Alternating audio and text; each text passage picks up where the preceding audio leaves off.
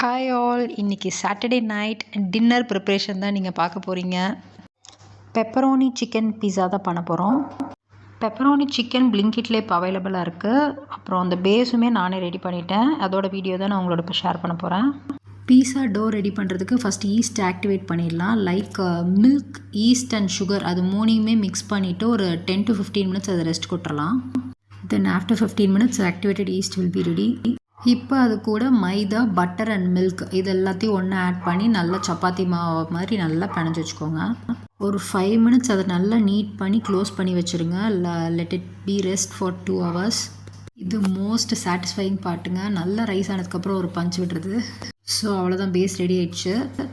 OTG preheat பண்ணிவிட்டு pizza set பண்ண ஆரம்பிச்சிடலாம். பேக்கிங் மோடில் அட் 170 degrees Celsiusக்கு ஃபார் 10 minutes ப்ரீ ஹீட் பண்ணிக்கலாம்.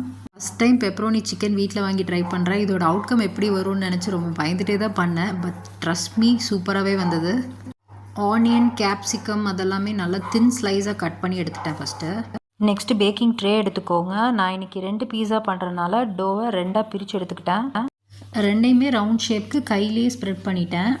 கொஞ்சம் தின் க்ரஸ்ட்டாக வேணும்னு சொல்லிவிட்டு தின்னாகவே ஸ்ப்ரெட் பண்ணியாச்சு.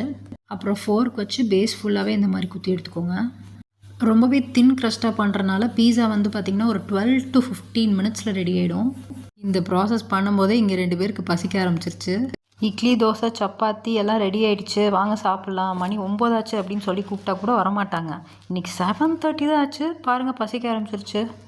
பீஸா பண்ணுறனால 2 பேரும் ரொம்ப இன்ட்ரெஸ்ட்டாக, மம்மி என்ன ஹெல்ப் வேணாலும் சொல்லுங்கள் மம்மி, நான் பண்ணுறேன் அப்படின்னு சொல்லி 2 பேரும் மாற்றி மாற்றி சொல்லிகிட்டே இருந்தாங்க. எப்போவுமே செஷ்வான் சாஸ் வந்து நான் வீட்டிலே ரெடி பண்ணி வச்சுருப்பேன். அது ஒன்ஸ் ரெடி பண்ணி வச்சிட்டிங்கன்னா ஒரு 6 months நீங்கள் யூஸ் பண்ணிக்கலாம். லாஸ்ட் வீக் தான் தீர்ந்து போச்சு. ஸோ இப்போ இதுக்கு சாஸ் வேணுன்றனால நான் வந்து பீஸா சாஸே நான் ஆர்டர் பண்ணி வாங்கிட்டேன். ஸோ ஃபஸ்ட்டு சாஸ் வந்து பேஸ் மேலே நல்லா ஸ்ப்ரெட் பண்ணிவிட்டு அதுக்கப்புறம் நம்ம கட் பண்ணி வச்சுருந்தோம் இல்லையா, தின் ஸ்லைஸஸாக போட்டு இந்த ஆனியன் அதெல்லாம் இந்த மாதிரி சர்க்கிள் ஷேப்பில் வச்சுட்டு அதுக்கப்புறம் கேப்சிகம், நான் வந்து இன்றைக்கி டொமேட்டோ இதில் ஆட் பண்ணல, அதை ஸ்கிப் பண்ணிட்டேன். எங்களுக்கு அவ்வளோவா டொமேட்டோ பிடிக்காது பீஸாவில் இருந்துச்சுன்னா. உங்களுக்கு வேணும்னா நீங்கள் டொமேட்டோ, ஆலிவ்ஸ் அதெல்லாம் கூட ஆட் பண்ணிக்கலாம். ரொம்ப நாள் ஆச்சுங்க வீட்டில் பீஸா பண்ணி. நியர்லி ஒரு 2 years இருக்கும்னு நினைக்கிறேன் வீட்டில் பீஸா பேக் பண்ணி. ஆனால் ஃபஸ்ட் டைம் இப்போ தான் நான்வெஜ் பீஸா பண்ணுறேன். ரொம்ப டேஸ்டியாக இருந்துச்சுங்க. கண்டிப்பாக நீங்களும் ட்ரை பண்ணுங்கள். பிளிங்கிட்டில் மட்டும் பெப்பரோனி சிக்கன் அவைலபிளான்னு செக் பண்ணிக்கோங்க. ப்ரீவியஸ் டே இல்லை மார்னிங்கே பிளான் பண்ணிக்கிட்டிங்கன்னா கொஞ்சம் ஈஸியாக இருக்கும் நம்ம ப்ரிப்பேர் பண்ணுறதுக்கு. இந்த பீஸாவுக்கு செடார் சீஸ், மொசரலா சீஸ் இது 2மே மிக்ஸ் பண்ணி போடலாம். நான் இன்றைக்கி மொசரலா சீஸ் மட்டும்தான் வாங்கியிருந்தேன். ஸோ அது மட்டுமே ஃபுல்லாக போட்டிருக்கேன். அந்த வெஜ்ஜீஸ் ஃபுல்லாக கவர் ஆகிற மாதிரி சீஸை ஃபுல்லாக ஸ்ப்ரெட் பண்ணிக்கோங்க. அந்த பேஸ் ஃபுல்லாக அந்த எட்ஜஸ் மட்டும் விட்டுட்டு ஃபுல்லாகவே ஸ்ப்ரெட் பண்ணிக்கோங்க. மில்கி மிஸ்ட் மொசரலா சீஸ் தான் எப்போவுமே வாங்குவேன். இந்த தடவை அது அவைலபிளாக இல்லைன்னு சொல்லிவிட்டு டிலெக்டான்னு சொல்லிவிட்டு அதோட மொசரலா சீஸ் வாங்கியிருந்தேன். சூப்பராக இருந்துச்சுங்க. நல்லா அந்த கடையில் சாப்பிட்ற மாதிரி அந்த நூலாக வரும் இல்லையா, அதே மாதிரி வந்துருந்துச்சு. இப்போ இதுக்கு மேலே பெப்பரோனி சிக்கனை ஃபுல்லாக அரேஞ்ச் பண்ணிடலாம். பெப்பரோனி நீங்கள் செப்பரேட்டாக குக் பண்ணணும்னு தேவையில்லை. ஆல்ரெடி இது ஃப்ரோசன் தான், செமி குக்குடாக தான் இருக்கும். ஜஸ்ட்டு 2 hours நம்ம பீஸா மேக் பண்ணுறதுக்கு முன்னாடியே இந்த பெப்பரோனி சிக்கனை ஃப்ரிட்ஜிலேருந்து எடுத்து வெளியே வச்சுருங்க. ஸோ அந்த டெம்பரேச்சருக்கு வந்துடும், நம்ம குக் பண்ணுற டெம்பரேச்சருக்கு.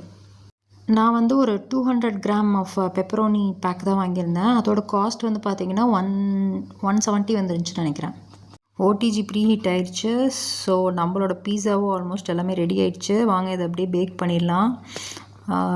சேம் தான், 170 degrees Celsiusல ஆல்ரெடி 10 minutes ப்ரீ ஹீட் பண்ணியாச்சு. இப்போ அதை வந்து ஜஸ்ட் ஒரு 12 minutes வச்சு செக் பண்ணுங்கள். அதிலே ஆல்மோஸ்ட் குக் ஆகிடும். இன்பிட்வீன் நீங்கள் செக் பண்ணிக்கலாம். லைக் ஆஃப்டர் 12 minutes அதோட பேஸை லைட்டாக தூக்கி பார்த்தாலே தெரியும் அதோட கன்சிஸ்டன்சி எப்படி இருக்குன்னு. எனக்கு வந்து கரெக்டாக ஒரு 14 minutesல நல்லா பேக் ஆகிருந்துச்சு. ஸோ அதுக்கப்புறம் நான் வெளியே எடுத்துகிட்டு அதுக்கு சீசனிங்ஸ்லாம் போட ஆரம்பிச்சிட்டேன். அதுக்கு மேலே ஆரிகேனோ, அப்புறம் இந்த சில்லி ஃப்ளேக்ஸ் அதெல்லாமே நல்லா ஸ்ப்ரிங்கிள் பண்ணியாச்சு. நம்ம நினைக்கலாம் இது என்ன இவ்வளோ பெரிய ப்ராசஸாக இருக்கே, பட் இதை செஞ்சு சாப்பிட்றவங்களுக்கு மட்டும்தான் தெரியும் அதோட ஃப்ரெஷ்னஸ் அண்ட் கம்ஃபர்ட் ஜோன்.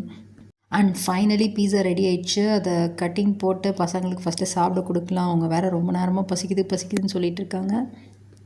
இந்த வீடியோ பார்த்ததுக்கப்புறம் உங்களுக்கும் பசிக்க ஆரம்பிச்சிருக்கும். மறக்காமல் இந்த வீக்கெண்ட் இந்த பீஸாவை ட்ரை பண்ணி எப்படி இருக்குன்னு சொல்லுங்கள். தேங்க்ஸ் ஃபார் வாட்சிங் my video. For more interesting ரெசிபிக்கு எங்கள் பேஜை சப்ஸ்கிரைப் பண்ணுங்கள். தேங்க்யூ. பீஸா எப்படிமா இருந்துச்சு? சூப்பராக இருந்துச்சு. Tata bye. Tata by.